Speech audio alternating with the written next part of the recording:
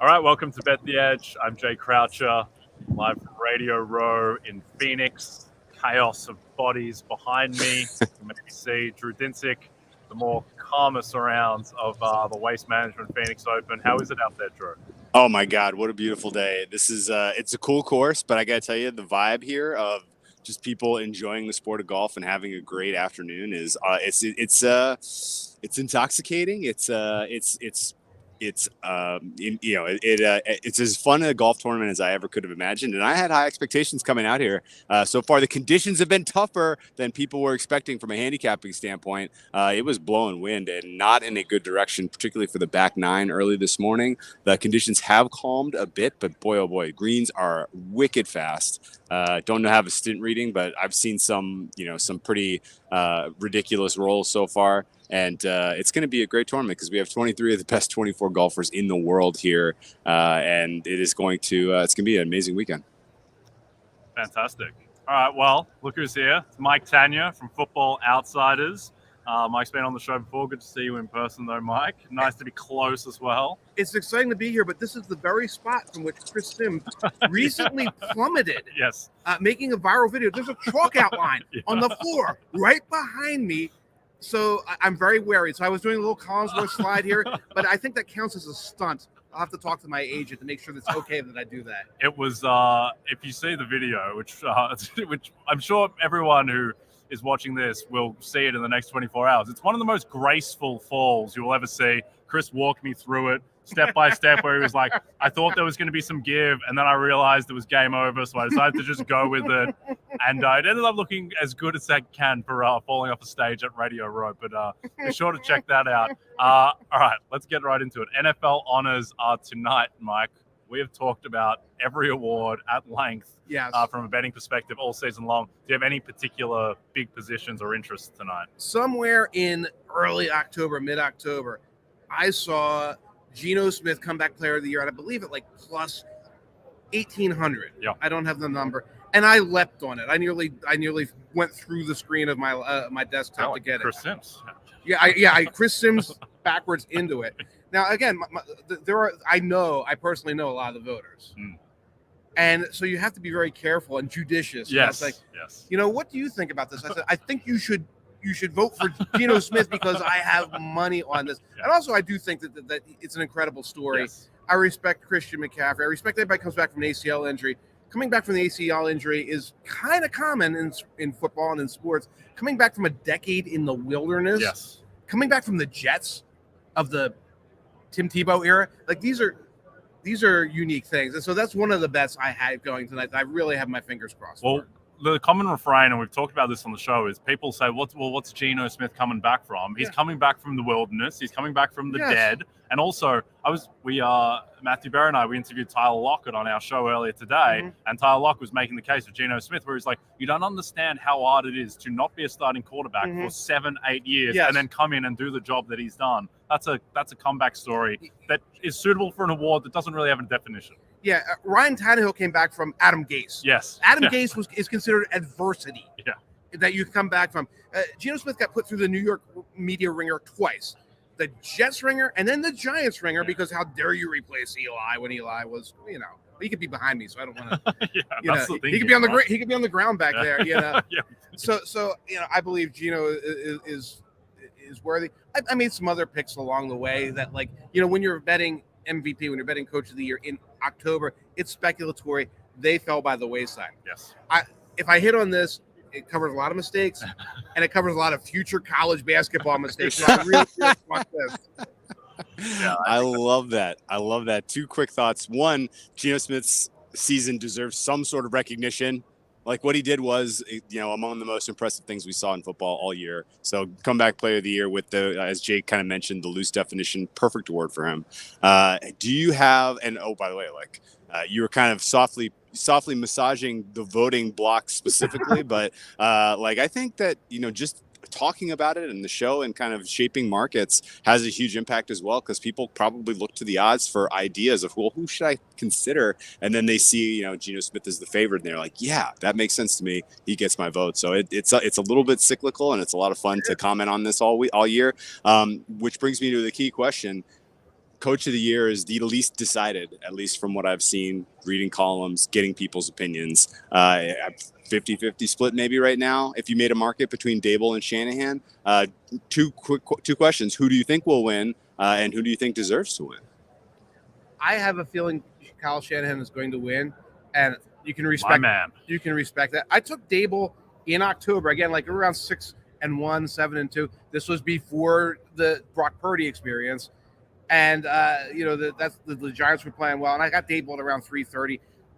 I mean, there's obviously a case for him. There's obviously a case for Nick Sirianni, who's in the Super Bowl right now. But if you look at the voting history, it's very much either the new guy or like the storyline. Not like your team is good and that makes you good. So I'm feeling Kyle Shanahan. And again, these are voters who were voting in December, January when they're looking at Brock Purdy's, unbelievable hot streak. And I think that speaks to Shanahan's coaching. Yeah, my read on this is basically that Dable's case is quite similar to Pete Carroll, to Doug Peterson, and that's going to kind of cannibalize a little bit. And the way the voting is now, where it's 1, 2, 3 on the ballot, as opposed to just one first place vote, I think Dable probably beats Shanahan in first place votes, but I think Shanahan is going to be on every single ballot, and he's going to get a lot of seconds and thirds, and I think that probably gives him the slightest of edges. That's the one element of this that I have a hard time prognosticating.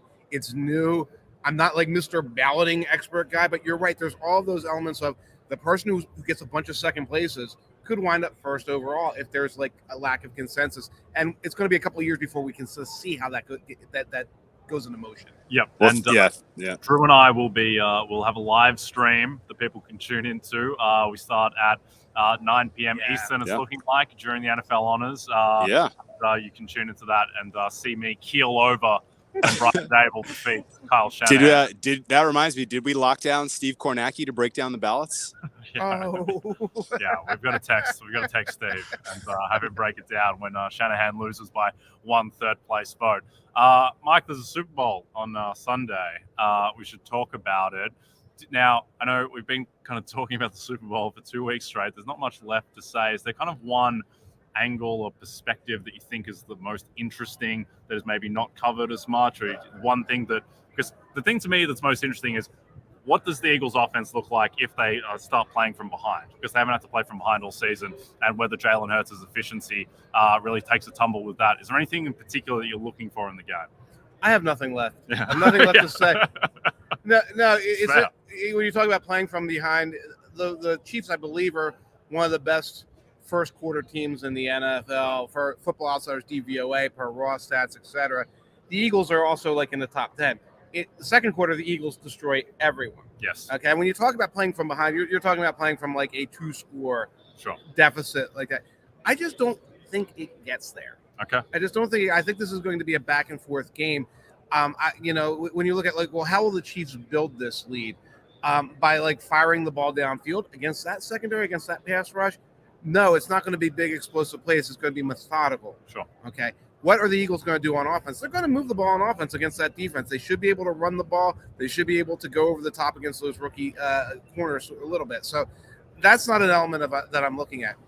I think one of the elements we're all looking at, though, is short yardage situations. And we all know the Eagles are unbelievable in short yardage. I did an article, Football Outsiders, about the sneak. I wrote about the sneak. I've been writing about the sneak so much. Okay.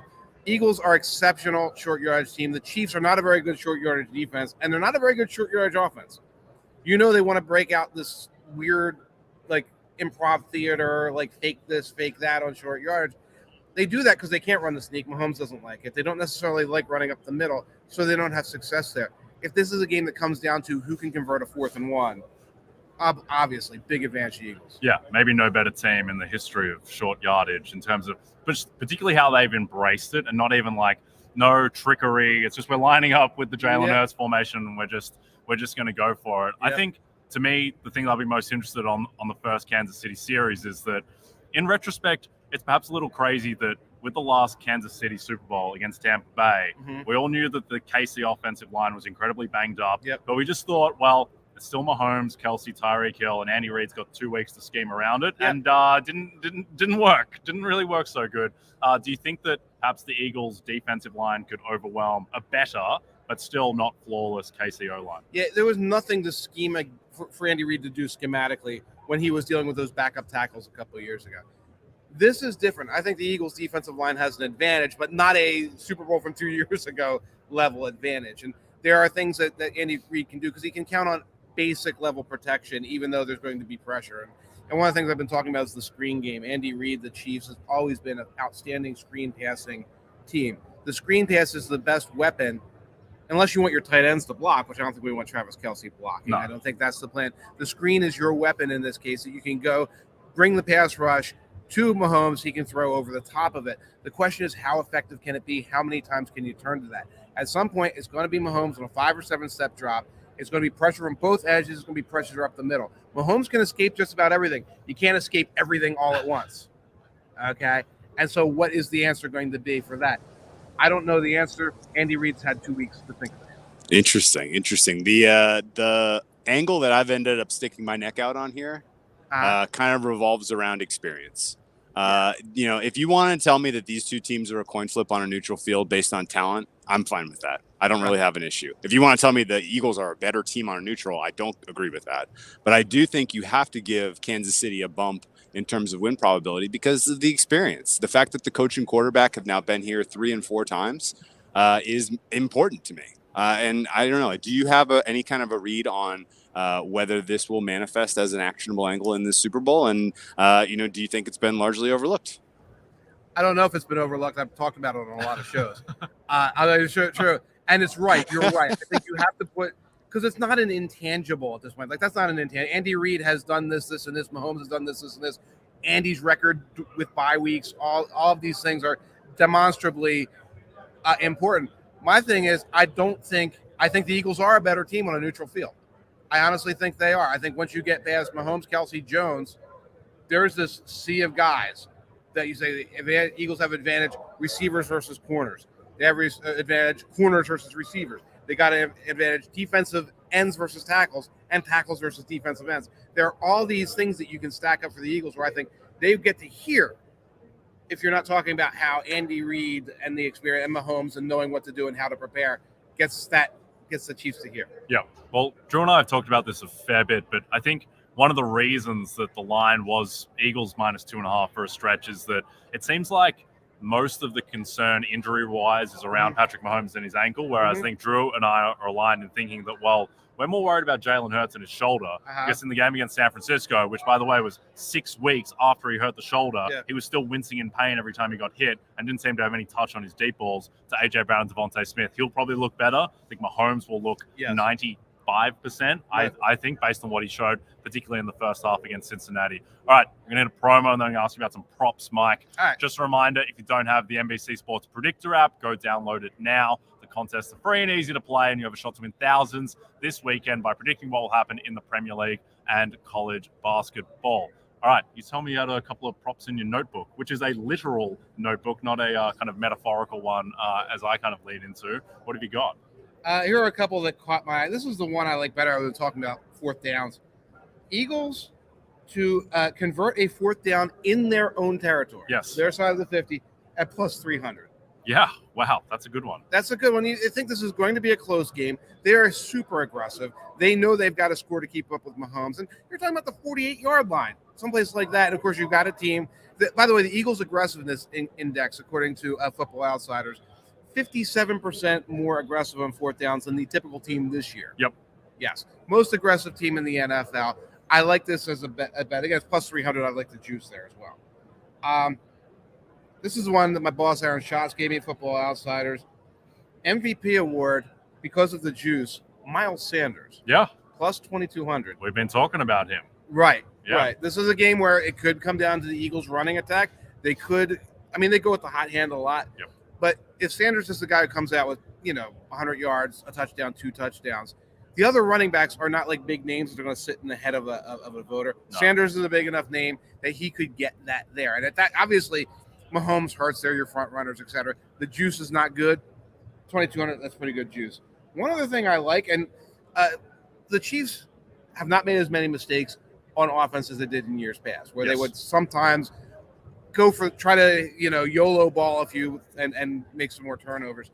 You're still facing a defense with 70 sacks that was leading the league in takeaways earlier on. Eagles defense, special teams, anytime touchdown scorer up at +600. Okay. You are one scoop and score. One mistake. We've seen some fumbles by the Chiefs receivers. Yeah. That have turned into turnovers. One play like that, obviously, I don't think there's going to be a return touchdown. Plus 600, I like that because it's also a fun bet, frankly. Yes. In this game, and there should be a little bit of element of fun in there. I particularly like the Eagles plus 300 to go for it in their own territory. Oh, Drew love yesterday. that. Because you can back plus 115 for either team to do that. But I think you're probably better off just backing the Eagles at plus 300 because Andy Reid is a much more conservative coach than Nick Sirianni. I think that's probably something that I know you've talked about and Football Outsiders has been on, but Reid is extremely conservative with his fourth down decision making. It's a weird thing that we've talked about where I think you can make a case that overall maybe the three best coaches in the NFL are Andy Reid, Kyle Shanahan, and Bill Belichick, who, by the way, are three of the most conservative coaches. I have a theory that Bill Belichick just has nightmares about the 4th and 2 call against Indianapolis like 15 years ago, and ever since then, he's just gone ultra conservative. He has nightmares about Matt Patricia calling a play for Mac Jones. Unfortunately. Yes. That is his nightmare. Kyle Shanahan is always conservative, but Brock Purdy, we have our percentages. Then you have, I don't know how many plays Brock Purdy knows. Reid's the odd one. Now, we know Mahomes, they don't want to run the sneak with that. They've got 1,000 plays. But I think the mentality Reid has, first of all, he is an older coach, and this is sort of a younger coach's thing. We'll get the ball back, we'll score next time. Yeah. Now, I don't agree with that. I don't think that's a logical way to approach it. So you've got Mahomes score now. Yes. But I think Reid's like, we'll get it back. We'll be back. We'll be back in the red zone later, guys. We'll kick the field. It's kind of wild. If Shanahan was more aggressive, Mahomes probably has no Super Bowls. And the big narrative this week is, can he get the monkey off his back and finally win one? Like that is what everyone is talking about. After 2 tries, 0 Super Bowls. So glad we're not in that universe. Yeah. Oh my God, Sam. Oh my God, Sam. Absolutely. But the 4th down circling just Philly, easy call. Nick Sirianni, he specifically calls the game to give himself short 4th down yardage in the right part of the field. So on his own 40, if it's 3rd and 5, he's going to run Sanders and try to get 3 yards so that he can go for it on 4th and 2. Like, that's his MO. It is clear as day. And if there's anything that gives the Eagles a chance, in my opinion, in this game, it is his degree to, go for it when it matters. And that actually creates a little conundrum in the world of analytics as we try to analyze the game, because historically you considered a 4-yard gain on 3rd and 5 or 3rd and 6 a negative play, a bad play.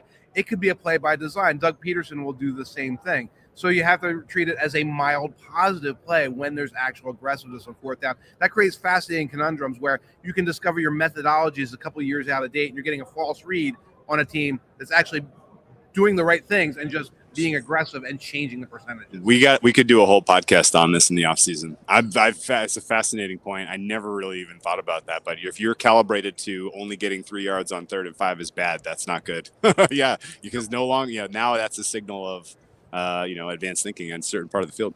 Yep. All right. Last one for you, Mike. I'm not sure if you've got the 100% confirmed final score in that notebook of yours, but do you have a prediction? And the total is 50.5. So I'm wondering who wins. Does it go over, under, and have you got an MVP?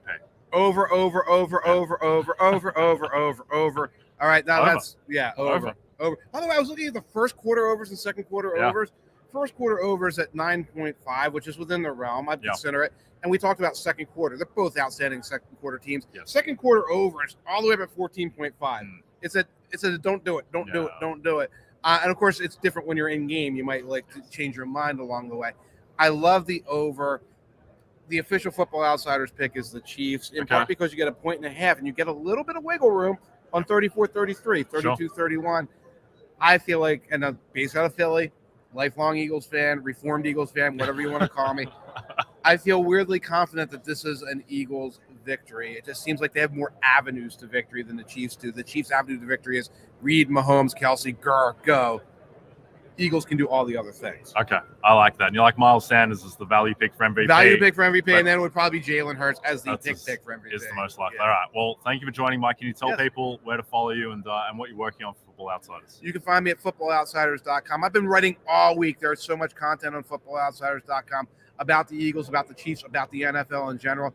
Come check us out, footballoutsiders.com. Consider becoming an FO Plus subscriber because you can get the tools you need to help pick your own winners, pick your own props, and break down the NFL from 1,000 different angles using DVOA metrics. So, footballoutsiders.com. There you go. Pleasure, Mike. Always Thank you for pleasure. joining us. You got it. Whoa! Cool. Yeah, the Mike Tanier slide out. Yeah, the Chris Sims dive. I like it.